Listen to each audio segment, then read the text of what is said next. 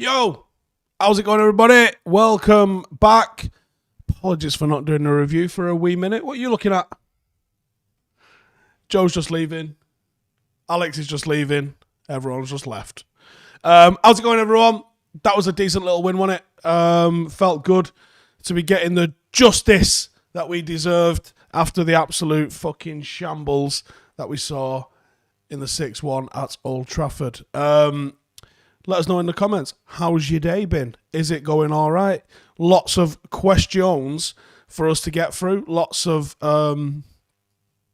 points that we need to be discussing. And I'll get to everybody in Patreon a little bit later on. You may have noticed I have slowed down a little bit on the old content. Been dealing with some shit offline. I think we're nearly there, to be honest. Is what it is, isn't it? Life is a bitch, and lockdown is even worse. Is it a coincidence that the pubs are open and I'm feeling better? Fucking might be. Might not be. But yeah, here we go. Oh, Ollie's post-match comments are incredible. Can someone share them for me? Because I have not seen them. We need to get stuck into the refs. Before that, let's talk about what actually went down in the game and give us a like if you're actually happy. So Mason Greenwood, first teenager to score and assist as a substitute for Manchester United in a Premier League match since Cristiano Ronaldo in November 2003. Wait a minute. Did he assist today? I don't remember that. Fuck it, let's roll with it. Mason Greenwood has been directly involved in 4 goals with 3 goals and 1 assist in his last 4 appearances. No, it was one for the Cavani one, was it? See, this is why I don't like doing the watch-alongs. I don't have a fucking clue what happened half the time. Especially when it comes on the assists. Didn't even realise. In English top-flight history, United's current 23-game unbeaten run away from home in the league is only bettered by a 27-game run by Arsenal between April 2003 and September 2004. 5 of Cavani's 7 Premier League goals for United have been headed. That I like. That is a big, big stat. Only Calvert-Lewin has scored more headed goals this season, which is 1 more, than Cavani has, and obviously he's not featured anywhere near enough. Dean Henderson rushed off his line to cut out an attacking pass or close down an opposition player on 3 occasions today. No goalkeeper has done more in a Premier League game this season. I'm really digging that side of Henderson's game. I think it's spectacular. And I think it's a massive, massive asset for both United and for him as a goalkeeper. And I think he just suits the way that we play. United have gained 28 points from losing positions in the Premier League. The closest to that is Leicester on 16. We don't know when we are beat. Fact.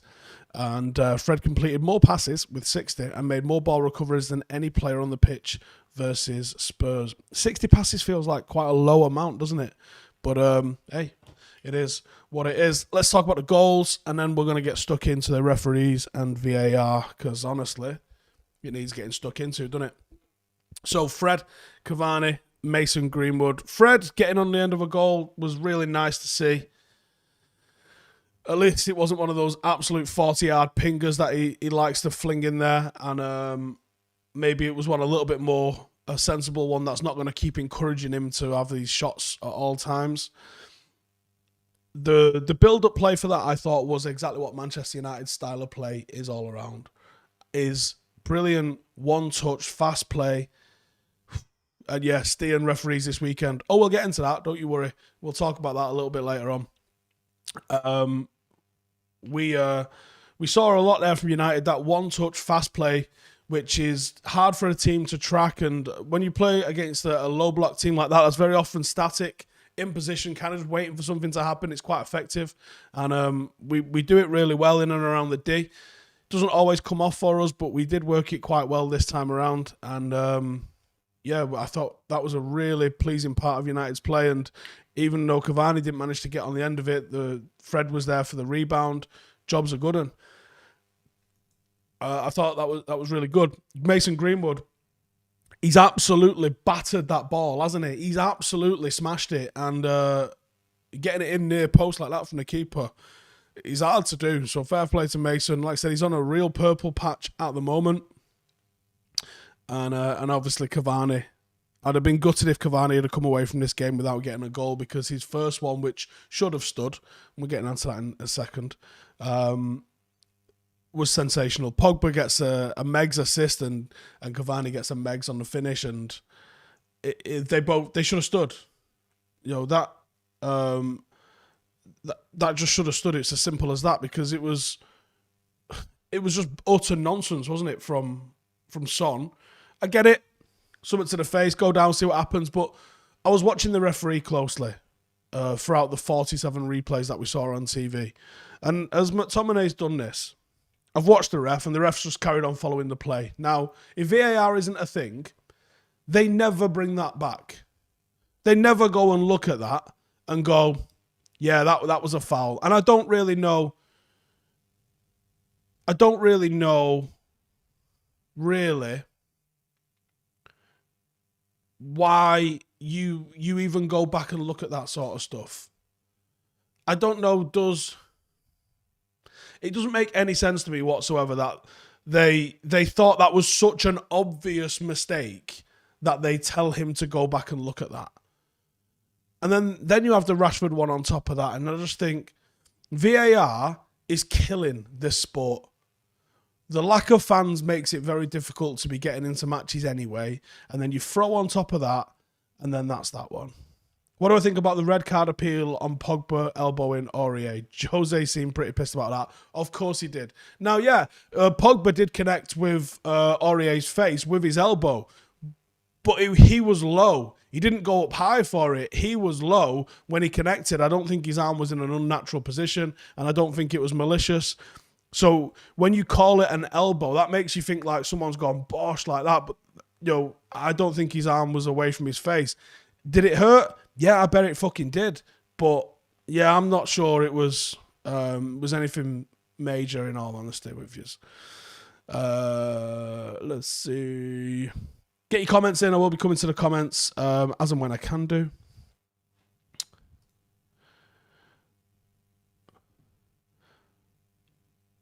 What was Ollie's comments? On Son, he says, we shouldn't be conned. I have to save my son stays down for 3 minutes and he needs 10 teammates to help him. He won't get any food. Okay. What is he on about? Something needs to be done, says Ross. Pogba should have hit him harder. This is called progress, says a ditcher. Yeah, the game is gone. I can't believe that was ruled out. Yep. Do I think Ollie noticed a weakness in Spurs centre-backs with long diagonals into the box? Saw a lot of those early in the first half. I'm not sure about that, actually.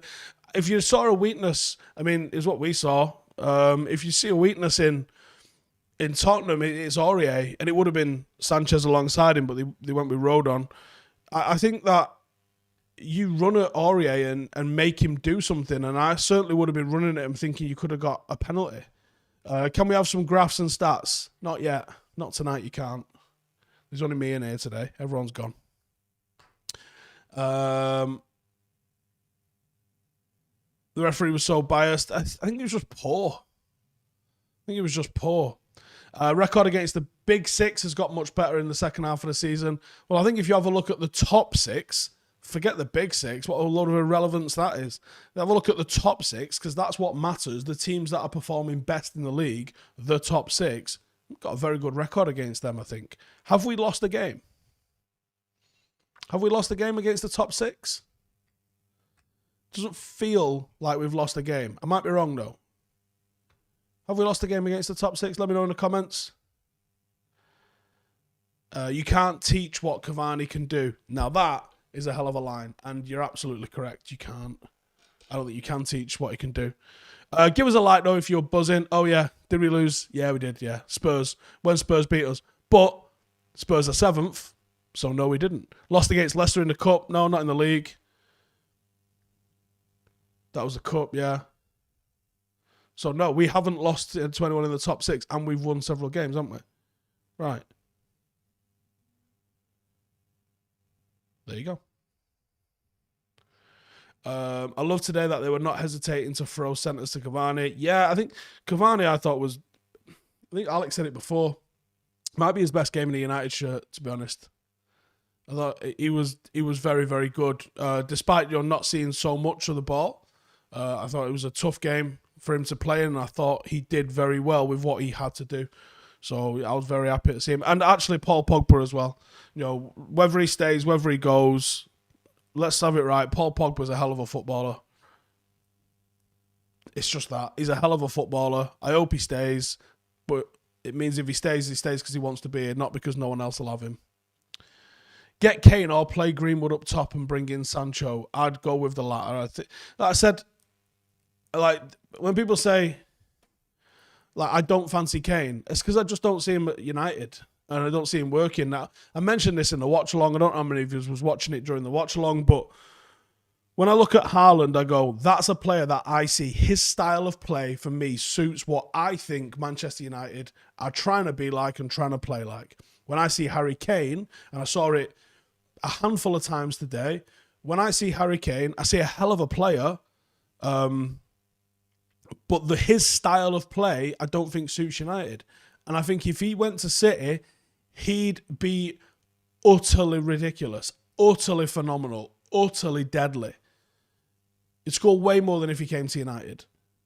But I also think Haaland would score way more at United than he would at City. Now, except for the fact that you probably get a lot more chances at City, I just think that he would benefit playing at United and suit United more. And I think the other way around with Kane. Sometimes a player just doesn't fit a team. And I think Kane takes up a lot of the space that Bruno would occupy. So I would want to go with someone who leads that line a little bit different. And I would say, yeah. Jay says, I'm buzzing with that after the start. Yeah, to be honest, I thought, hang on, I've just got a note here. Jose's had a dig at Ollie. Let me just load this.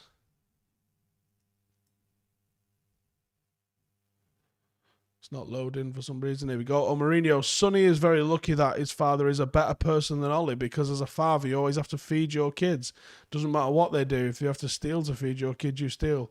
I have told Ollie what I think about his comments. Oh, is he talking metaphorically, or is he talking... Oh, shut up, mate. Why has he took that comment so serious? What is wrong with him? Yeah. Jose is seething. I think Jose's done out here. Jose's done. Yeah, I think Jose is completely finished. Completely finished. I thought he'd still have a little bit in him if he went to this Tottenham team, but no, I don't think so. Right, let's head over to the Patreon group and see what everybody is saying in there. There'll be a drive-in video coming out with you guys tomorrow, and then a podcast later this week. We got a fresh batch of interns starting this week as well. Fucking tons of them.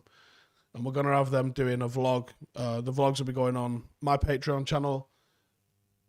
If you want to come and see the absolute fucking chaos that's in it. And honestly, what I'm looking forward to the most, and Jay nailed it before we was talking about this.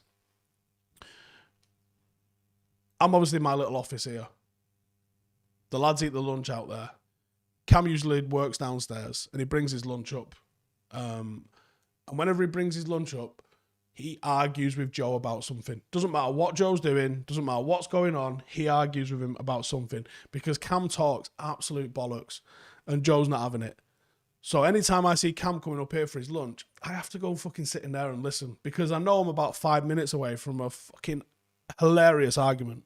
Now, luckily, with all the interns that we've got starting this week, you guys are going to get to see that as well, because one of the intern jobs is going to be to vlog everything, because there's some funny shit goes down in here, but no one's filmed it. So we'll be doing that. If you'd like to get in on that, link for the Discord and Patreon group will be in the description. And if you do like the shirt, because I know a few people have said that they like this colour, these are some trials that we've got. We've got a product shoot booked in 2 weeks, and then the site will be going live in early May, maybe the first week of May, for all of the new merch. So if you fancy it, if you fancy getting your hands on some of this stuff, then just keep your eye on. I'm just trying to load up Patreon. not fucking loading Discord up while I'm streaming. It takes ages. So, yeah, these are the new t-shirts that'll be coming out. There's all sorts of new merch coming out. We've got a new kit supplier that we've signed a 4-year deal with, which we've spoke to everybody about in that.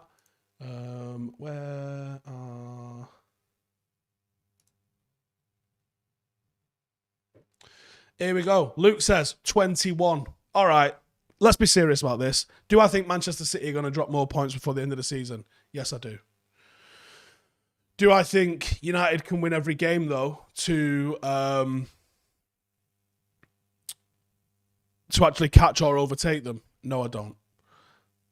Therefore, 21 will come, but it won't be this season. How good was Pogba? Yeah, I thought he was good, I do think Pogba was good today. I thought he was, like I said before, he's a hell of a footballer. I wouldn't mind Ollie trusting this team a little bit more and dropping either Fred or McTominay and playing Paul Pogba in midfield. And I'd love to see how that. Do the YouTube members get the Patreon content as well? Yes, we'll be uploading it to YouTube. We've only just started the YouTube one, so we've not actually got to grips with it all properly yet, but YouTube members will get that also.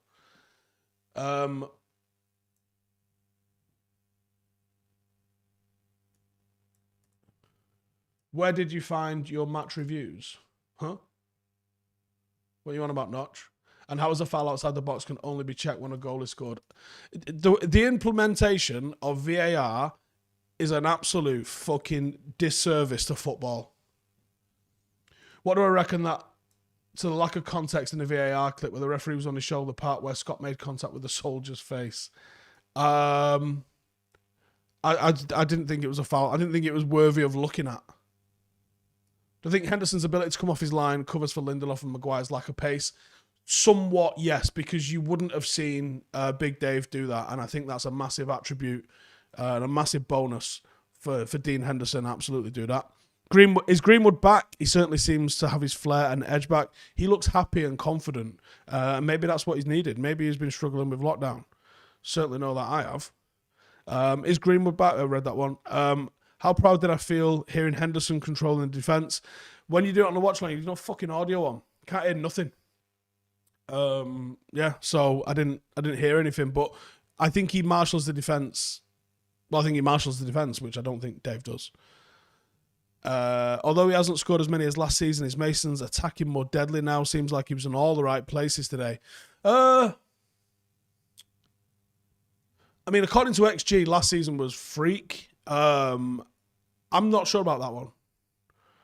I'm not sure. What was the worst call? Cavani's disallowed goal or Howson getting sent off? Oh, I should have been sent off. There's no fucking way around that. I definitely should have gone.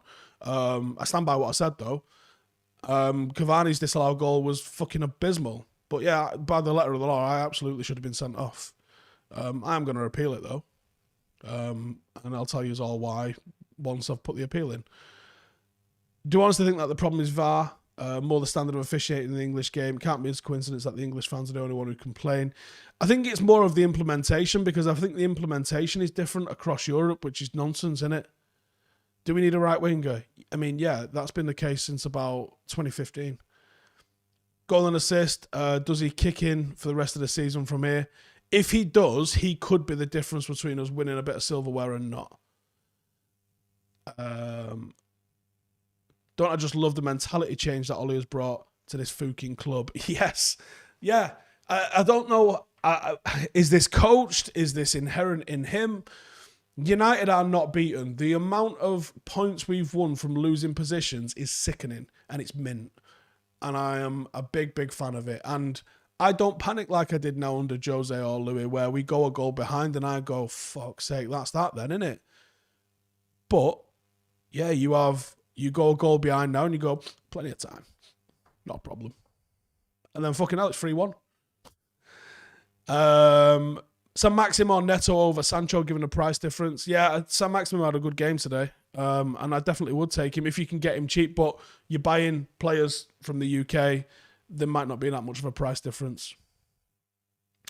How do I evaluate the diamond with Pogba on the left versus the conventional 4-2-3-1 with Rashford on the left? Looks like Pogba plays better in a diamond. I'm not sure today was a diamond, to be honest. I think there's... You didn't see Pogba stand Aurier up and try and go past him, which you know Marcus would have tried to do, and I think he would have been successful doing that. I think you might actually get more off the right-hand side if you had a consistent diamond and people could play in it regular, understand the roles and stuff like that. Yeah. I think it'd be... I like the diamond. I think it's a good system for us. I think it would work really well. Would investing the money spent on VAR into actually training referees and other officials to a level where they're competent professional football to be better than VAR plus current referees? Who wants to be a referee? This is the fundamental problem. Like, yes, I got sent off this week, so not an ideal thingy to cover. And if you want to know about that, then the link for that is in the description. Or just search Paddock FC and my name. It'll probably be the last video that you go on there. You should do a diamond for Paddock. We kind of do a diamond for Paddock anyway. If you watch how we set up. But I often ask, like, I mean, there is no game without referees, but who wants to be a referee? Who looks at football and goes, I'd like to be the guy in the middle that gets shouted at by everyone? It's mad because you need the game. You need the referees in the game. But who wants to be a referee? And I don't know if there's a way to change the mentality of the way they look at referees, or how referees are treated or paid, or I don't know. But you need referees in the game or you don't have a game. And it's mental how, it's madness how the game relies on having people like that want to do it. And obviously it starts with doing it voluntary, like everything in football. Inferno, not answering publicly, but you know who. Adam Patterson says, where can the viewers find the latest Stretford Paddock FC highlights? Well, Adam, they're in the description, or just search Stretford Paddock FC on YouTube. Are we mint or are we mint? We are nearly mint. And as Ollie rattled Jose, looking at those comments, it looks like he's fully rattled Jose. To be honest, the ref salary is good, so I imagine a good few would be interested, says Mark F. It might be good in the Premier League, but it ain't going to be good in North West Counties 1. Pogba will thrive if we had a good number 6. Yes.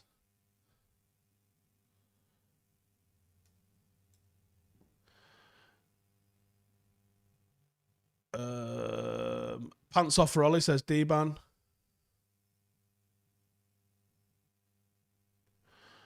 Defensive midfielder, it's a Chicken and a Fred situation. Let's see what you're going for there. Nearly pulled it off. What positions do I prioritise? I think you got to get a right winger. You can't have another transfer window go and fail to deliver on a right winger. It's simple. It's just not. It's not feasible. Jack says it's all right. I get 25 or 28 pound a game for a kid's game of football. Yeah, I think it's 40 quid for what we pay for refs. But there's travel. It's more. It's not necessarily about the pay for the hours that you're there. It's the fucking abuse that you get. Now, last week we had a great referee. He was that good that I actually emailed the league secretary and said that was a great referee, because I think you have to encourage good officiating. You can't just turn up and accept, every referee should be mint. Certainly at our level, the lowly level 14 that we're in, and we had a great referee last week. So I thought it needed saying, well done on being a good ref. Can you pass it on that I thought he was a great ref? It's not something that obviously happens every week. We'll see you tomorrow, Howson. Oh, yeah, if you're coming out for beers in Stevenson Square tomorrow, we're going, I think there's a few of us going to be going down. It's intern inductions, and we'll show them where the nearest pub is. Do I think Jesse could fill the right winger short term? No, I don't. Is the main difference between Paddock and the Prem consistency? No, it's fucking ability. Fucking hell, man. No. Do you know what? I'm going to leave it to you. Like yesterday, we played a team from the league above us. They were a little bit bigger, a little bit more physical, but they were still very good, very organised, and they had some really good players in them. And we struggled. It was one of the hardest games that we've had, if not the hardest game that we've had.